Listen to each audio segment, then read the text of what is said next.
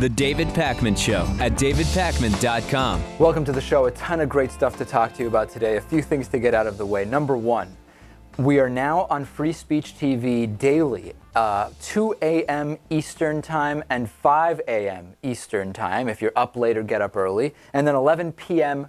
on the West Coast as well as 2 a.m. on the West Coast every single day. Awesome to be on Free Speech TV, Lewis. Long time in the making now to get on daily, and it's happening. It's all happening. Good job at making that happen. Thank you. Also, we are looking for interns, both local and distance, for the upcoming fall semester. So if you're interested in interning on the David Pakman Show, both production and marketing tracks are available. Please contact us through the website, davidpakman.com. Click on Contact Us. Let's get right into it. Since the religious right likes to say that weather events are, of course, signs from God, we saw this with Katrina. We saw this with the hurricanes in the Midwest. We've been thinking about it, seeing it time after time.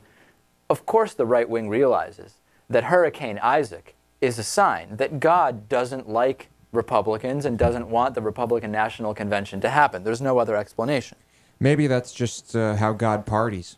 Fox News, by the way, is assuring us that this time it's just weather. It has no meaning absolutely of any kind. Of course not. Isaac roughly does translate, the meaning of Isaac is God is laughing or God laughs. So that's interesting, I must say. Yeah.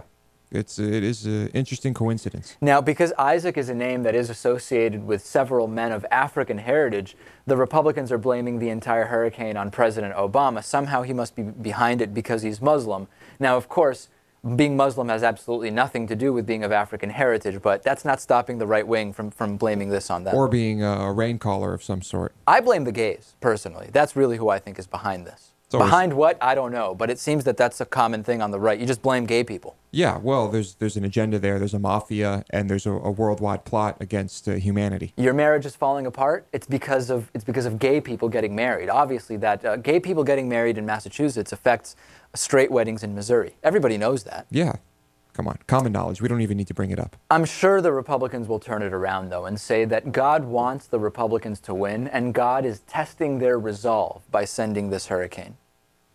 Maybe he's just testing the structural integrity of the buildings where the RNC is being held. All joking aside, if this were happening with the Democratic convention, you can be sure that there would be countless right-wingers, including Pat Robertson, including who knows who else, saying, you know what?